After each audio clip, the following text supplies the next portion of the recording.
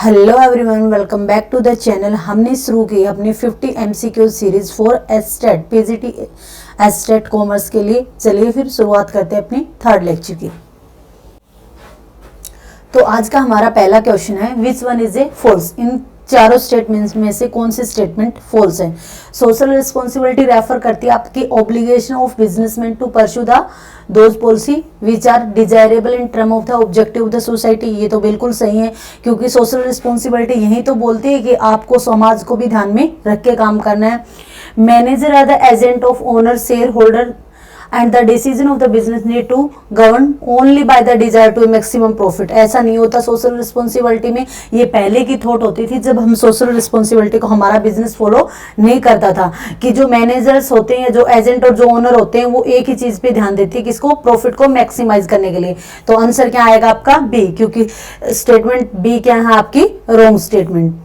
Question number second आपका आता है, question number second, the business information system are restricted होता है आपका प्रोडक्शन एंड सेल सिस्टम तक। ये तो नहीं है। Restricted to finance function. Business information system में तो सभी आपके जितने भी डिपार्टमेंट होते हैं वो क्या होते हैं, शामिल होते हैं। Not restricted to any particular functional area. ये रिस्ट्रिक्टेड नहीं होता किसी भी फंक्शनल एरिया के अंदर, क्योंकि सारे के सारे डिपार्टमेंट ही आपके क्या होते हैं, बिजनेस इंफॉर्मेशन सिस्टम में इंक्लूड होते हैं। तो आपका आंसर क्या आएगा B. B is the right answer. Question number 103, which one of the following is not kind of social responsibility. ये पूछ रहा है इनमें से कौन से एक सोशल रिस्पॉन्सिबिलिटी नहीं है। तो हमने कैरोल का पिरामिड में पढ़ी थी कि हमारी सोशल रिस्पॉन्सिबिलिटी कितने प्रकार की होती है, 4 प्रकार की होती है। 4 प्रकार की। पहली आपकी इकोनॉमिक होती थी, फिर आपकी लीगल होती थी, देन आपकी एथिकल और डिस्क्रिशनरी होती थी। तो प्रोफेशनल रिस्पॉन्सिबिलिटी कोई नहीं होती, तो इसने नोट ही पूछा है। तो आपका आंसर क्या आ जाएगा, ए इज द राइट आंसर। उसके बाद में हमारा नेक्स्ट क्वेश्चन आता है आपका, the moral principal that govern करता है एक पर्सन के बिहेवियर को और हाउ एक्टिविटीज आर कंडक्टेड। अभी हमने थोड़ी देर पहले आपकी सोशल रिस्पॉन्सिबिलिटी और एथिक्स की क्लास ली, उसमें ये सारे टॉपिक आपको बिल्कुल डिटेल में करवाए गए हैं। तो ये बोल रहा है कि जो ये लाइन दे रखी है इसने, the moral principle govern a person, किसी व्यक्ति के बिहेवियर को क्या करता है, आपको राइट और रॉन्ग एक्टिविटी बताता है। तो वो क्या होती है, वो आपकी होती है एथिक्स। तो राइट आंसर क्या हो जाएगा आपका D. D is the right answer. And question number आपका 105 क्या बोलता है, बिजनेस एथिक्स इज रिलेटेड। किससे रिलेटेड होती है आपकी बिजनेस एथिक्स, सोसाइटी के डिसीजन से। अकेले तो नहीं आते, आपके कस्टमर के भी अकेले नहीं आते, सिर्फ एक इंडिविजुअल के डिसीजन को हम लेते हैं कि एक व्यक्ति कैसे किसी चीज के अंदर क्या कर पाता है, जजमेंट दे पाता है कि क्या सही और क्या गलत है, राइट और रॉन्ग के बारे में। तो आंसर नंबर सी क्या हो जाएगा आपका राइट आंसर। उसके बाद में आता है आपका good ethics is a good, एक अच्छी एथिक्स अगर एथिक्स आपने गुड फॉलो की है तो आपका बिजनेस भी क्या होगा, सही। तो आंसर क्या आ जाएगा आपका C. C is the right answer. Business ethics is a nature. कैसा होता है बिजनेस एथिक्स का नेचर, क्या वो कभी चेंज नहीं होती, एब्सोल्यूट परमानेंट होती है, नो दोनों ही नहीं है, नॉट एब्सोल्यूट। आपकी बिजनेस एथिक्स कैसी होती है, नॉट एब्सोल्यूट। ये सारे के सारे वो क्वेश्चन है जो पहले किसी ना किसी एग्जाम में आए, चाहे डीएसएसबी में आए, चाहे किसी स्टेट के पीजीटी में आए हैं या आपके प्रीवियस स्टेट में आए हैं। तो बहुत ही इंपॉर्टेंट क्वेश्चन सीरीज ये आपकी चल रही है। उसके बाद में क्वेश्चन नंबर 8 आता है, द पर्सन हु रिपोर्ट करता है आपके unethical practice by is employed to outsider is called. यानी कि आपकी कंपनी में कुछ अनएथिकल प्रैक्टिस चल रही है और उसमें से आपकी कंपनी का कोई व्यक्ति बाहर जाके उसके बारे में बाहर बता देता है, वो उस इंफॉर्मेशन को डिस्क्लोज कर देता है, तो उसको क्या बोलते हैं, उसको बोलते हैं विसल ब्लो। बहुत रिपीटेड क्वेश्चन होता है आपका, स्टेट में भी कई बार आ चुका है। तो इसका आंसर क्या आएगा आपका डी आंसर। क्वेश्चन नंबर आपका अगला आता है, नेक्स्ट क्वेश्चन क्या है आपका, which one of the following is not a element of the principle of utilism. यानी कि ये आपकी एथिक्स की थ्योरी होती है, एक एथिक्स की याद रखी आपकी, ये आपकी एक एथिक्स की थ्योरी है जिसके अंदर हेडोनिज्म भी शामिल होता है, कॉन्सिक्यूनिज्म भी शामिल होता है और यूनिवर्सलिज्म भी शामिल होता है। तो इनमें से इसने नोट पूछा है कि कौन सा शामिल नहीं है, तो तीनों ही क्या होते हैं इसके अंदर शामिल होते हैं। तो नन ऑफ दीज, इसका क्या आ जाएगा आपका right answer. Question number, whistle blower कौन होते हैं? वही अभी हमने पढ़ा कि एक कंपनी के अंदर कुछ अनएथिकल क्रियाएं चल रही, एक्टिविटी चल रही, और उसके बारे में आपकी कंपनी का व्यक्ति आके क्या कर देते हैं, इन्फॉर्मेशन को बाहर डिस्क्लोज कर देता है। The instant of reporting improper activity के बारे में एक अप्रोप्रिएट पर्सन के द्वारा बता देना बाहर, क्या कहलाता है आपका विसल ब्लोअर। उसके बाद में आता है आपका next question, which of the following statement is the correct? इनमें से ये पूछ रहा है कि सही स्टेटमेंट कौन सी है। तो merger does not form A part of amalgamation, बिल्कुल सही बात है। मर्जर अलग होता है और आपका अमलगमेशन अलग होता है। मर्जर में दो कंपनियां मिल जाती हैं, अमलगमेशन में एक बड़ी कंपनी छोटी कंपनी को अपने में क्या कर लेती है, अमलगमेट कर लेती है। मर्जर में एक नई कंपनी भी बन सकती है, दोनों मिलकर एक नई कंपनी बनाने, तो दोनों ही चीज क्या आपकी अलग अलग है। मर्जर को हम किसके अंदर पार्ट में शामिल नहीं करते, आपके अमलगमेशन में। तो राइट आंसर क्या हो जाएगा आपका ए। उसके बाद में क्वेश्चन नंबर 12 बोलता है आपका इंडिया लिमिटेड एक फुली गवर्नमेंट कंपनी है और उसने शर्मा लिमिटेड को क्या कर लिया, पूरी तरह से अपने अंदर, एक प्राइवेट कंपनी थी आपका शर्मा लिमिटेड, और उसके कितने होस्टाइल टेक ओवर कर लिया, उसने कितने परसेंट शेयर लेके 72%। आपकी एक कंपनी थी इंडिया लिमिटेड जो कैसी कंपनी थी, एक गवर्नमेंट कंपनी थी। एक शर्मा लिमिटेड कंपनी थी जो कैसी कंपनी थी, आपकी प्राइवेट मैनेजमेंट यानी कि एक प्राइवेट कंपनी थी। आपकी इंडिया लिमिटेड ने शर्मा लिमिटेड के 72% शेयर को क्या कर लिया, परचेज कर लिया। तो अब ये पूछता है कि अब हमारी जो शर्मा लिमिटेड कंपनी थी वो उसका स्टेटस क्या होगा, वो क्या होगी, आपकी गवर्नमेंट कंपनी होगी। बिल्कुल, अगर कोई गवर्नमेंट कंपनी किसी अदर कंपनी को क्या कर लेती है, परचेज कर लेती है, और उसके 51% से ज्यादा को क्या कर लेती है, परचेज कर लेती है, तो वो जो कंपनी ऑलरेडी गवर्नमेंट कंपनी ही थी और उसने जो खरीदा वो उसकी क्या बन जाती है, सब्सिडरी कंपनी बन जाती है। तो वो सब्सिडरी कंपनी भी किसके अंदर काउंट होगी, आपकी अब गवर्नमेंट कंपनी। तो government subsidiary company, right answer क्या हो जाएगा आपका बी।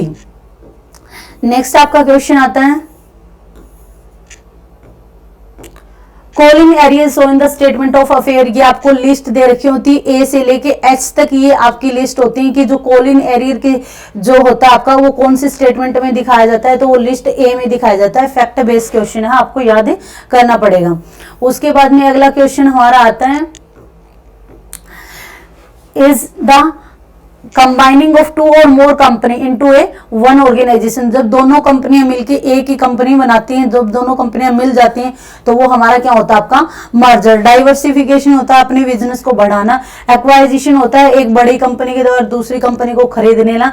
और रिकंस्ट्रक्शन आपका दो प्रकार का होता है, आपका एक इंटरनल रिकंस्ट्रक्शन और एक एक्सटर्नल रिकंस्ट्रक्शन।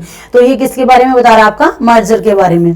उसके बाद में क्वेश्चन नंबर नेक्स्ट आपका आता है, मेमोरेंडम ऑफ एसोसिएशन, जिसको हम कंपनी का क्या बोलते हैं, चार्टर भी बोलते हैं, ऑफ एनी कंपनी कंसिस्ट करता है। मेमोरेंडम में नेम क्लोज आता है, बिल्कुल ऑब्जेक्टिव क्लोज आता है, प्लेस क्लोज आता है। तो आपके सभी राइट आंसर है, आंसर क्या हो जाएगा आपका D. D is the right answer. Next question क्या बोलता है आपका, memorandum of association does not contain. अब ये पूछ रहा है कि मेमोरेंडम के क्लोज में जो 7 क्लोज आते हैं उनमें से इनमें कौन सा नहीं है। तो कंपनी का नाम तो आता है, ऑब्जेक्टिव क्या है कंपनी का ये भी आएगा, रजिस्टर्ड ऑफिस क्या है ये भी आएगा, dividend to be declare, dividend declare वाला ये किस में आता है, आपका आर्टिकल ऑफ एसोसिएशन में आता है। किस में आता है, आपका आर्टिकल ऑफ एसोसिएशन में। तो ये मेमोरेंडम का आपका पार्ट नहीं है। क्वेश्चन नंबर नेक्स्ट आपका बोलता है, allotment of security by a company to a institutional investor.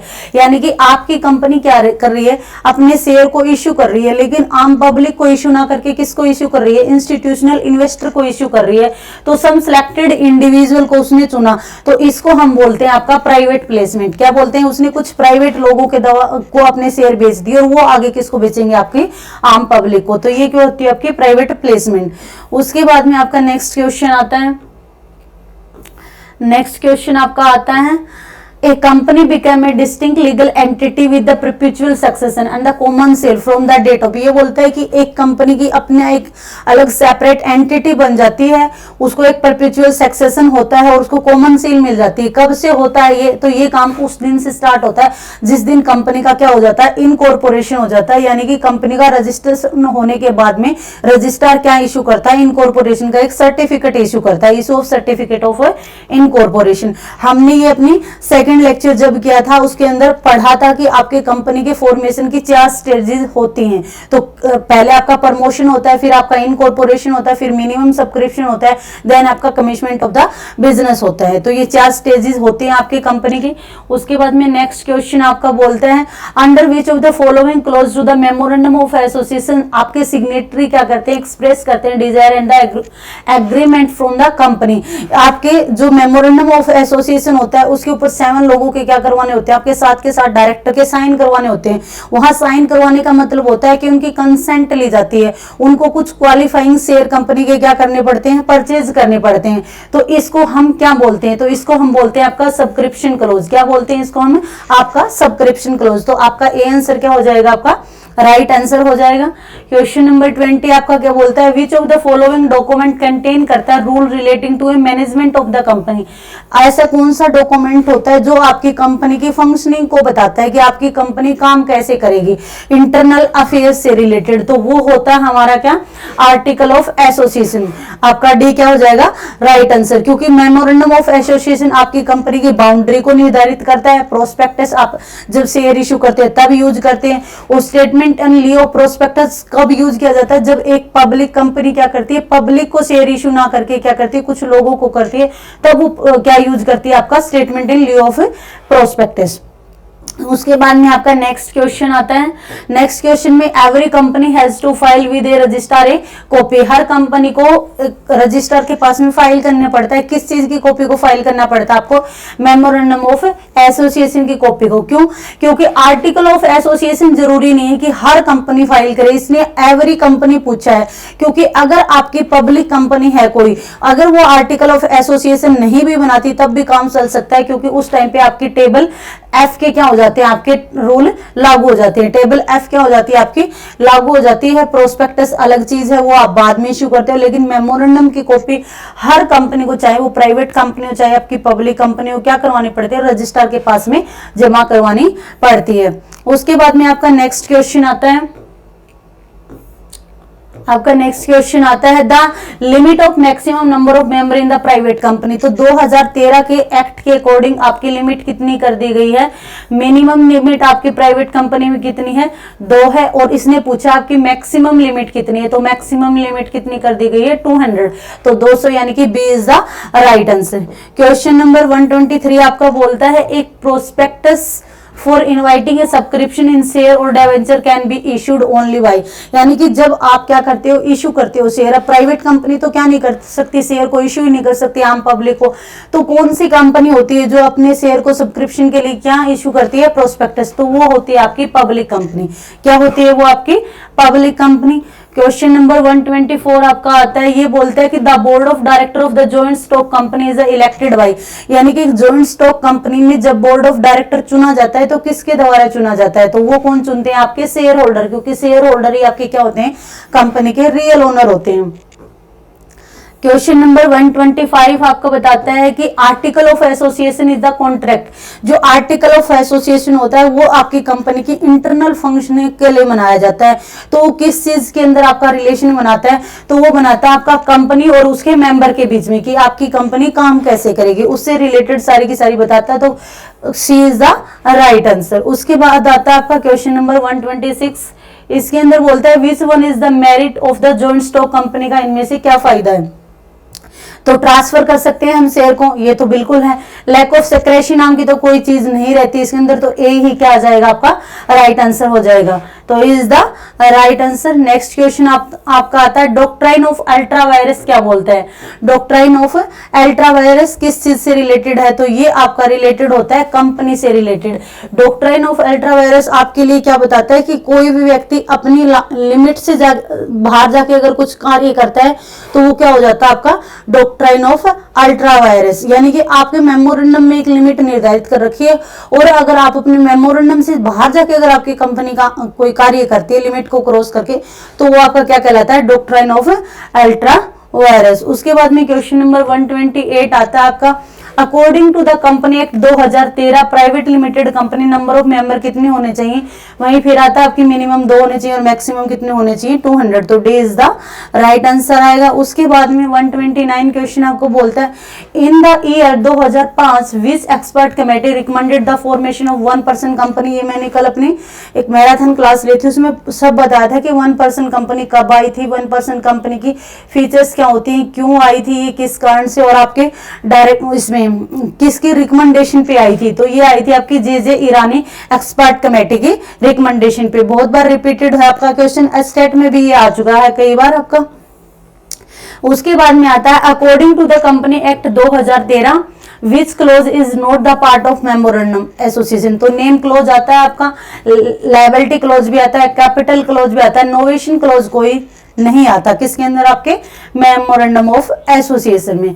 Question number 131 बोलता है आपका the association clause of the public company has to be sign. कितने मेंबर के द्वारा साइन किया जाता है, थोड़ी देर पहले ही आपको बताया था कि उस पे 7 मेंबर क्या करते हैं आपके साइन करते हैं। कितने मेंबर साइन करते हैं आपके 7 मेंबर साइन करते हैं, और अपने क्वालिफाइंग लिमिट वाले क्या खरीदते हैं, वो शेयर भी परचेज करते हैं। A share certificate is required to be sign. Sign किसके होने चाहिए, जब आप किसी कंपनी के शेयर खरीदते हो और आपको क्या मिलता है, एक शेयर सर्टिफिकेट मिलता है। अब तो ऑनलाइन मिलता है, पहले आपका वैसे आता था। तो आपका साइन किसके द्वारा होने चाहिए, तो कंपनी के 2 डायरेक्टर ने और 1 कंपनी के सेक्रेटरी ने उसके ऊपर क्या करने चाहिए, साइन करने चाहिए। जब आपका शेयर सर्टिफिकेट क्या होता है, वैलिड होता है। क्वेश्चन नंबर 133 बोलता है promoter of the joint stock company shall not be liable. किस चीज के लिए लायबल नहीं है, अगर non compliance of matter to be stated in the prospectus. बिल्कुल लायबल होंगे, क्योंकि स्टार्टिंग में प्रमोटर ही क्या बनाते हैं, कंपनी बनाते हैं, और उससे पहले जितनी भी फंक्शनिंग होती है वो खुद करते हैं, और उन्हें को पता होता है कि क्या क्या काम हुआ है। To be stated in the prospectus, बिल्कुल लायबल होते हैं। अगर आपकी किसी प्रकार का कंप्लायंस स्टेटेड आपके प्रोस्पेक्टस में, तो भी आपके क्या होंगे, लायबल होंगे। Commitment of the business by the company without conforming the capital subscription requirement, इसके लिए आपके प्रमोटर लायबल नहीं होते। क्यों नहीं होते, क्योंकि जब आपकी कंपनी बिजनेस स्टार्ट कर रही है उससे पहले आपकी कंपनी किस चीज में आ चुकी है, रियल एंटिटी में आ चुकी है, उसका रजिस्ट्रेशन हो चुका है। उस टाइम पे आपके प्रमोटर का काम क्या हो जाता है, खत्म हो जाता है। तो यहाँ पे जो आपकी गलती होगी वो किसकी होगी, आपके बोर्ड ऑफ डायरेक्टर की गलती होती है, आपके शेयर होल्डर की गलती होती है। शेयर होल्डर की भी क्या, शेयर होल्डर ने तो बोर्ड ऑफ डायरेक्टर को चुन दिया यहाँ पे, तो यहाँ पे आपके प्रमोटर किस चीज के लिए लायबल नहीं होते। तो थर्ड क्या हो जाएगा इसका राइट आंसर। 134 क्वेश्चन क्या बताता है, एक private limited company can have a maximum member कितने हो सकते हैं। बार बार ये क्वेश्चन आ रहा है, बार बार पूछा भी जा चुका है कहीं ना कहीं। तो 200 इसके मेंबर कितने होते हैं, आपके मैक्सिमम मेंबर होते हैं। उसके बाद में 135 क्वेश्चन आता है आपका। 135 क्वेश्चन बोलता है which one of the following of A liquidation of mode of A liquidation of the company, यानी कि इसमें से कौन सा एक मोड नहीं है जो आपकी कंपनी का क्या करता है, आप लिक्विडेशन करते हो। तो कंपलसरी वाइंडिंग अप करवा सकता है कोर्ट, बिल्कुल करवा सकता है, कोर्ट के सुपरविजन में भी वाइंडिंग अप हो सकता है। वॉलंटरी यानी कि कंपनी के मेंबर बोलते हैं वाइंडिंग अप करवाना है, डायरेक्टर के बोलने से क्या नहीं होता, कभी भी कंपनी का वाइंडिंग अप नहीं होता। तो राइट आंसर क्या हो जाएगा आपका, D, D is the right answer. उसके बाद में आपका नेक्स्ट क्वेश्चन आता है भाई, the charter of the company किसे कहा जाता है। तो चार्टर ऑफ द कंपनी किसको कहा जाता है, आपके मेमोरेंडम ऑफ एसोसिएशन को कहा जाता है। उसके बाद में क्वेश्चन नंबर नेक्स्ट आपको बोलता है the first secretary of the company is the appointed. First secretary किसके द्वारा क्या किया जाता है, first secretary of the company is appointed. तो पहला जो आपका कंपनी सेक्रेटरी होता है वो किसको द्वारा अपॉइंट किया जाता है, आपके प्रमोटर के द्वारा। तो प्रमोटर क्या होगा, इसका राइट आंसर होगा, क्या होगा, प्रमोटर राइट आंसर होगा। उसके बाद में क्वेश्चन नंबर 138 बोलता है which among the following document define करता है आपकी रिलेशनशिप बिटवीन द कंपनी और आउटसाइडर के बारे में। कंपनी और इनसाइडर के बारे में जो रिलेशनशिप बताता है वो आर्टिकल ऑफ एसोसिएशन होता है, और कंपनी और आउटसाइडर के बारे में जो एक लिमिट निर्धारित करता है वो कौन सा होता है, आपका मेमोरेंडम ऑफ एसोसिएशन। तो राइट आंसर क्या हो जाएगा आपका, एक। उसके बाद में क्वेश्चन नंबर 139 आपको बताता है the gap between 2 journal meeting में कितना गैप होना चाहिए। तो 2 जर्नल मीटिंग में कम से कम कितने महीने का गैप होना चाहिए, आपका 15 महीने का गैप होना चाहिए। कितने महीने का गैप होना चाहिए, 15 महीने का गैप होना चाहिए। उसके बाद में the position of the company secretary is the like that hub in A bicycle wheel. अगर आपका कंपनी का जो सेक्रेटरी होता है वो कैसा होता है, अगर आप साइकिल के पहिए के जैसा है। ये स्टेटमेंट आपके किसने कही थी, तो ये एक फैक्ट बेस्ड क्वेश्चन आ गया जो आपको क्या करना पड़ेगा, याद करना पड़ेगा। ये कही थी आपके प्रोफेसर बुकनुल ने। किसने कही थी, प्रोफेसर बुकनुल ने। उसके बाद में आपका नेक्स्ट क्वेश्चन आता है question number 144, which of the following is the professional quality of the company secretary, यानी कि आपका जो कंपनी जो सीएस होता है उसको किस चीज की जानकारी होनी चाहिए, तो उसको किस चीज की कंपनी लॉ की जानकारी होनी चाहिए, क्योंकि वो सारे के सारे कंप्लायंस से रिलेटेड ही क्या करता है, आपके कार्य करता है, तो उसे कंपनी लॉ की पूरी जानकारी होनी चाहिए। उसके बाद में आता है कि जो आपकी कंपनी का सीएस होता है, कंपनी का अपॉइंट किसके द्वारा किया जाता है, तो किसके द्वारा अपॉइंट किया जाता है, पहली बार तो अपॉइंट कौन करते हैं, प्रमोटर करते हैं। उसके बाद में जो अपॉइंट किया जाता है ना, पहली बार जब अपॉइंट करते हैं तो आपके कौन करते हैं, प्रमोटर करते हैं। फिर आर्टिकल में एक रूल मेंशन होता है कि आप कैसे अपॉइंट कर सकते हो, और डायरेक्टर भी कर सकते हैं। तो ऑल ऑफ दी अबो क्या आएगा, आपका राइट आंसर आएगा, क्या आएगा, all of the above. Question number 133 बोलता है आपका, what are the duty of the company CS, company के सीएस की क्या ड्यूटी होती है, तो कंपनी के जो सीएस की ड्यूटी होती है, बोर्ड ऑफ डायरेक्टर की जो जनरल मीटिंग होती है उसको क्या करना, एडमिनिस्ट्रेशन करना, कंप्लायंस का काम करना, उसे लॉ से रिलेटेड जितने भी कार्य होते हैं या मीटिंग को आपका अटेंड करने से रिलेटेड जितने भी कार्य होते हैं किसके द्वारा किए जाते हैं, आपके कंपनी सीएस के द्वारा किए जाते हैं। तो बोथ आपके क्या हो जाएंगे, राइट आंसर हो जाएंगे, क्या हो जाएंगे, राइट आंसर हो जाएंगे। उसके बाद में maximum number of director in public company में कितने हो सकते हैं, तो मैक्सिमम नंबर ऑफ डायरेक्टर एक पब्लिक कंपनी में कितने हो सकते हैं, 20 डायरेक्टर हो सकते हैं। कितने हो सकते हैं, आपके 20 डायरेक्टर होते हैं। नेक्स्ट क्वेश्चन आता है, फिर director of the company is the mind, अगर जो कंपनी का डायरेक्टर है वो क्या आपकी कंपनी का दिमाग है, तो जो कंपनी का सीएस होता है वो क्या होता है, वो क्या होता है, आपके जो कंपनी का सीएस होता है वो क्या होता है, आपका कान भी होता है, आंख भी होता है और आपका हाथ भी होता है, तीनों चीज होती है। ये भी आपका रिपीटेड क्वेश्चन है कई बार। उसके बाद में आपका आता है next question, under which section of the company secretary, यानी कि कंपनी का जो सीएस होता है फंक्शन मेंशन होते हैं, कंपनी के सीएस के फंक्शन कौन से सेक्शन में मेंशन है, तो ये आता है आपका सेक्शन 205 में आपकी कंपनी सीएस के बारे में बताया गया। उसके बाद आता है क्वेश्चन नंबर 147, एक company said to be have been incorporated कब बोली जाती है, एक आपकी कंपनी कि आपकी कंपनी क्या हो गई है, रजिस्ट्रेशन हो गया है, जब उसको इनकॉर्पोरेशन का क्या मिल जाता है, रजिस्ट्रार के पास में सर्टिफिकेट मिल जाता है। कब मिल जाता है उसको, इनकॉर्पोरेशन का, जब उसको सर्टिफिकेट मिल जाता है। क्वेश्चन नंबर 148 क्या बोलता है आपका, select the option that is not A important source of international finance, तो डिपॉजिटरी रिसिप्ट होती है, बिल्कुल होती है, इंटरनेशनल फाइनेंस इससे ले सकते हैं, यूरो करेंसी के लोन्स भी होते हैं आपका, और यूरो बॉन्ड भी होता है। फॉरवर्ड और आपका क्या होता है, कॉन्ट्रैक्ट होते हैं, ये फ्यूचर और फॉरवर्ड क्या होते हैं, आपके कॉन्ट्रैक्ट होते हैं, ये क्या नहीं होते, इंटरनेशनल फाइनेंस के तरीके नहीं होते। उसके बाद में आपका नेक्स्ट क्वेश्चन आता है, which of the following is the primary, differentiate करता है आपको बिटवीन एडीआर एंड जीडीआर में, क्या डिफरेंस है, एडीआर क्या होती है आपकी, अमेरिकन डिपॉजिटरी रिसिप्ट, और उसके बाद में आपकी जीडीआर क्या होती है, आपकी ग्लोबल डिपॉजिटरी रिसिप्ट। तो दोनों में क्या डिफरेंस होता है, तो इसमें दोनों एरिया ऑफ ऑपरेशन का डिफरेंस है। एरिया ऑफ ऑपरेशन का क्या मतलब है, एडीआर सिर्फ आपके अमेरिका के अंदर आपको अगर इशू करके डॉलर में पैसा लेना है तो वहां पे जाके आप एडीआर को इशू करोगे। अदर किसी देश में अगर आपको पैसा क्या करना है, लेना है, फाइनेंस इकट्ठा करना है, तो आप जीडीआर को इशू करोगे। तो एक इस चीज का फर्क होता है, आपका एरिया ऑफ ऑपरेशन का आपका फर्क होता है। और आज का हमारा लास्ट क्वेश्चन है आपका, bond that are sold outside the country in whose currency they are denominated are called. तो ये क्या होते हैं कि हम आउटसाइड अपने देश से बाहर उन बॉन्ड को क्या करते हैं, यहाँ पे इशू करते हैं और डिनोमिनेटेड होते हैं वहीं के क्या करेंसी में, तो उसको बोलते हैं आप यूरो बॉन्ड। क्या बोलते हैं आपको, यूरो बॉन्ड। आपको कमेंट सेक्शन में बताना है कि आपके यकीनी बॉन्ड क्या होते हैं और आपके समराई बॉन्ड क्या होते हैं। कई बार आपसे इसमें से क्वेश्चन पूछा जाता है। अगर आपको हमारी क्लास अच्छी लगी है तो इसके लिए लाइक करें, शेयर करें एंड कमेंट करें, और मिलते हैं अपनी नेक्स्ट क्लास में। तब तक के लिए पढ़ते रहिए, खुश रहिए, मिलते हैं।